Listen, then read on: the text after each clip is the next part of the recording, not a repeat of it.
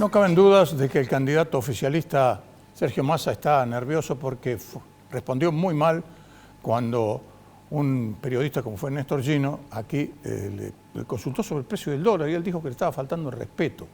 Fue una actitud que por supuesto se conoció en todo el país y sigue siendo comentada, pero ocurre que hoy Massa volvió a enojarse porque le preguntaron por la inflación. Él dijo mentiroso al periodista porque el periodista le habló de que va a haber una inflación del 125%.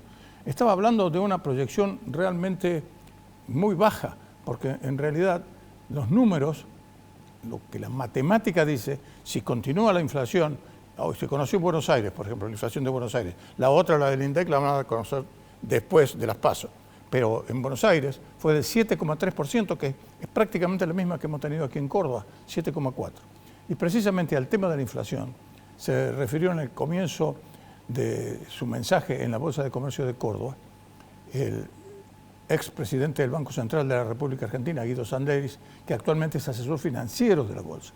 Y para él, el nivel de inflación de este año 2023 va a ser del 140%, aunque Massa se enoje.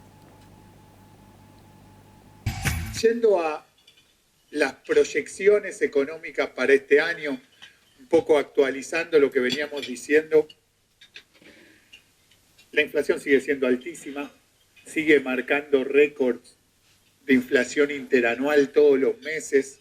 Si de agosto a diciembre la inflación se mantuviera más o menos en los niveles que tuvo en los últimos 2 o 3 meses, ¿sí? En 6-7%, estaríamos con inflación anual de 115, 125%, si fuera 7%.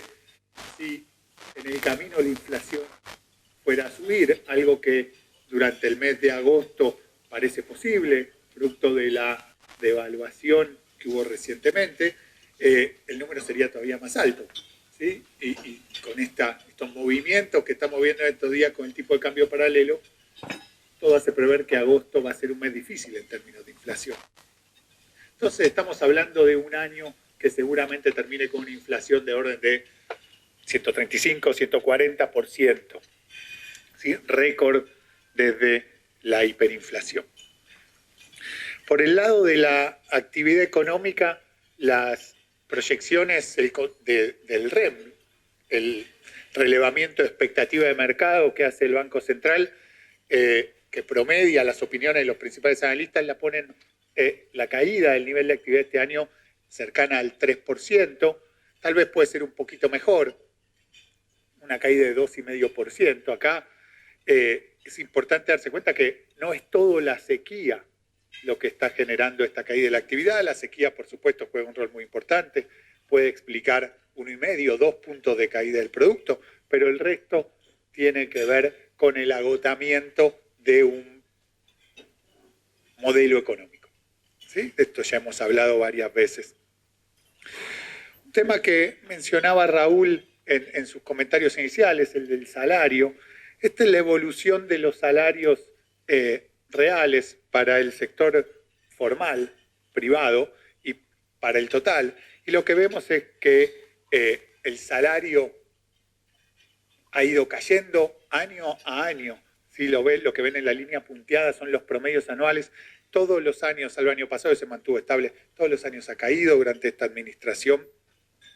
Es decir, tuvimos inflación muy alta y los salarios perdieron contra esa inflación.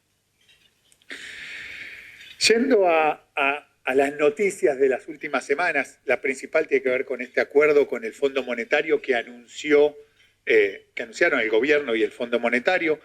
Para ser preciso sobre lo que se anunció, fue un acuerdo a nivel técnico, lo que se conoce como un Staff Level Agreement.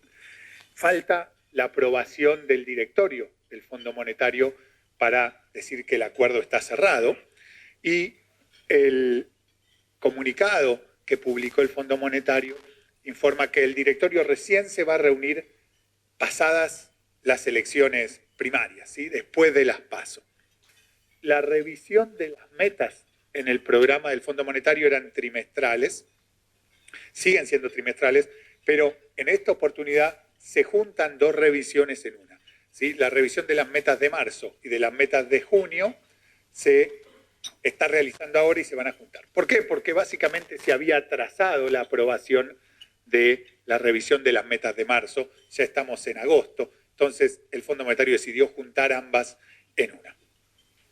Y de aprobarse esa revisión, si el fondo aprobara esa revisión, el directorio lo aprobara, tendría lugar, en vez de un desembolso para la meta de marzo y uno para la meta de junio, un desembolso conjunto, ¿sí?, por la suma de ambos. Es decir, no hay dinero nuevo, no hay fondos nuevos para la Argentina de parte del Fondo Monetario Internacional. Eso que había anunciado en su momento el ministro Massa no ocurrió, ¿sí? Uno de sus tantos anuncios que luego no se concretaron. Que sí logró el gobierno, entonces no logró fondos nuevos como pretendía, pero lo que sí logró es que a pesar de haber incumplido prácticamente todas las metas del acuerdo en el segundo trimestre del año y varias de ellas en el primero, logró que el programa siguiera vigente con una recalibración de las metas. Y en particular, la meta que cambia es la de acumulación de reservas internacionales, que era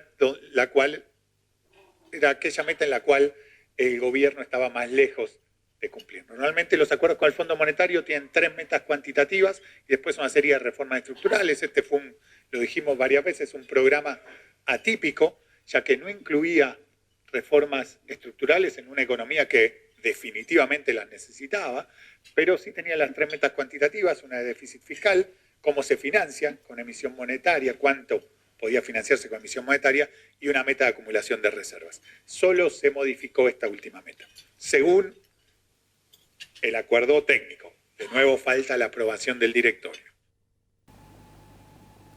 Y también habló Sanders de lo que puede llegar a ser Massa de aquí en adelante, sea cual fuera el resultado de las elecciones PASO. Ha dicho más de lo mismo, y más de lo mismo, que es seguir aumentando el déficit fiscal, a pesar de las metas que se pueden haber fijado con el fondo, y al propio tiempo seguir recurriendo a los depósitos en dólares que tienen todos los privados en Argentina, depósitos en dólares que están garantizados por el Banco Central de la República Argentina y que están en los bancos.